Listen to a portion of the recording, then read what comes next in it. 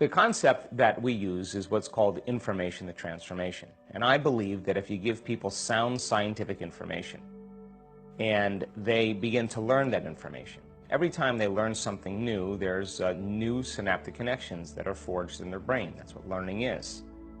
But if they don't repeat that information, if they don't review it, if they don't think about it over and over again, the research shows that those circuits prune apart. So if learning is making new synaptic connections, then remembering or memories are maintaining those connections. So our model is have people retreat from their lives and change their personalities, change how they think, change how they act, and change how they feel, and that's their personality. And their personality is connected to their personal reality. So once they learn that vital information, if they can't turn to the person next to them and explain it, then that model of understanding isn't wired in their brain. But if they can explain it, they begin to build the model of understanding that begins to install the neurological hardware in their brain in preparation for the experience. And the more they understand what they're doing, and the more they understand why they're doing it, the how gets a lot easier. So once they have that model clear in their mind, if I can set up the conditions in their environment and give them the proper instruction, if they can get their behaviors to match their intentions or their actions equal to their thoughts, if they can get their mind and body working together, they're going to have some type of physical transformation. So then measuring that transformation, of course, gives me more information to teach transformation. And that's the model that we use. And I now know that combining that clear intention, which is a function of brain coherence, so that they're focused on an idea, a concept, a potential reality, combined with an elevated emotion, that elevated emotion takes them from the stress states of survival into a more elevated state. And now emotions no longer keep us connected to our past, but it's the very fuel that drives us to our future. Not only does it have an effect on our body, but on some level it has effect on the nature of reality. So that's the model that we use. We did a study in 2016 in Tacoma, Washington. We took a group of students in our advanced workshop, and we randomized the study into two groups. We had participants that were actively engaged in the advanced workshop, and we had a placebo group of people doing something completely different. We had 513 participants in the study. We did 117 brain scans, and we measured cortisol levels in a chemical called salivary immunoglobulin A. Now, immunoglobulin A is the primary defense against bacteria and viruses. It's better than any flu shot. It's the body's natural chemical that begins to create an internal defense system. And so, as cortisol levels go up because of stress, IgA levels go down. Immune system is compromised as stress hormones go up. Well, the reason is very simple. If you're mobilizing all your body's energy and resources for some threat in your external environment, you have very little energy for growth and repair in your internal environment. So our hypothesis was, well, let's see then if we teach people how to create heart coherence, to change their emotional state, to go from those survival chemicals to more elevated states, will IgA levels go up, which is what we were after more than anything else, and will cortisol levels go down? So we did salivary samples before and after the event, and our pre and post measurements were also connected to psychological evaluations. We measure people's level of post-traumatic stress disorder, their levels of happiness, their levels of pain, their levels of anxiety, as well as their physical functioning.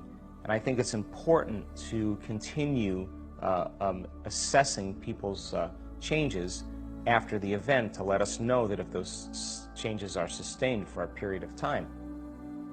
And so we did several psychological assessments and evaluations that measured all of these particular areas.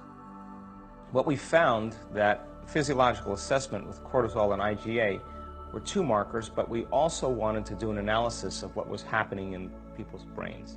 We wanted to see if they were able to sustain a stable alpha coherent state for a period of time.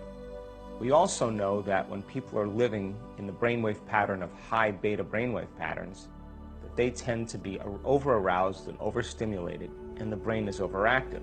When the brain is overly analytical and overly stimulated, it's not in its most healthy state, because over time brain function tends to become more and more incoherent.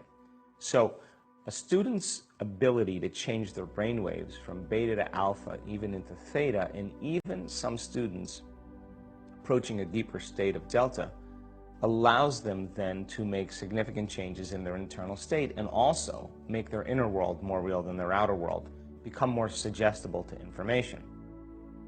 But what we found as a result of our 4-day event, that the time that it took to acquire a stable alpha state improved by 20% out of those 117 participants that had their brain measured.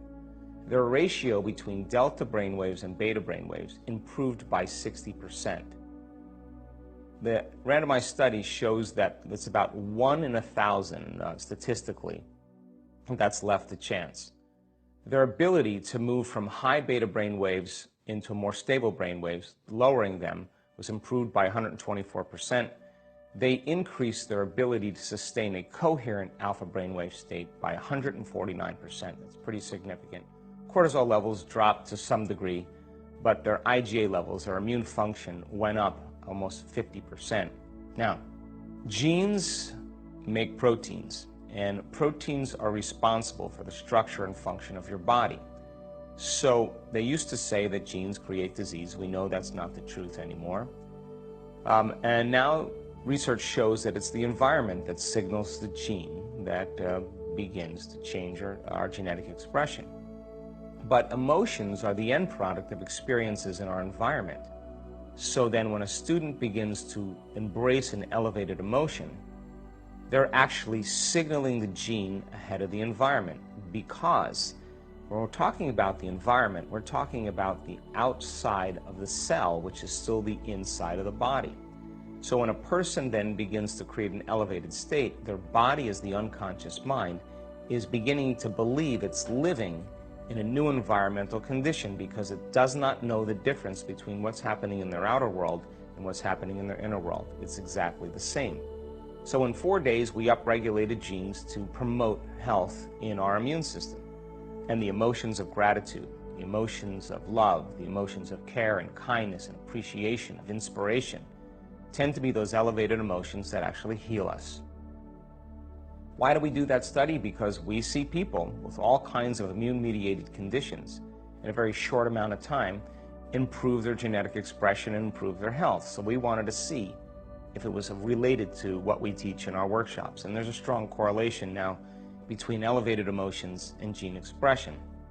We also had another study in Tampa in 2017 of this year where we did an advanced workshop and we measured gene expression once again.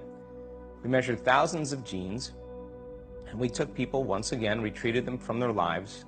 We asked them then to begin to change their internal states. Meditation was the model that we used, but we did 4 types of meditations. We did sitting meditation, we did a standing meditation, we did a walking meditation, we did a lying down meditation. All of those different meditations were to be able to regulate a state, begin to make it more natural and more of a habit.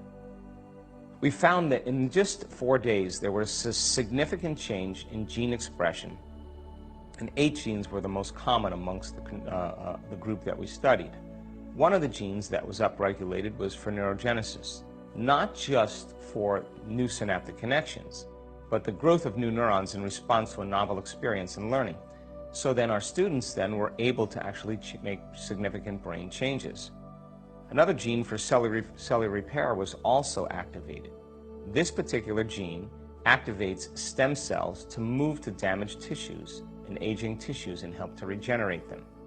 A gene for oxidative balance, for free radical scavenging. Of course, oxidative balance has everything to do with anti-cancer, anti-aging, anti-heart disease, anti-stroke, anti-neurodegenerative, anti-inflammatory, antimicrobial.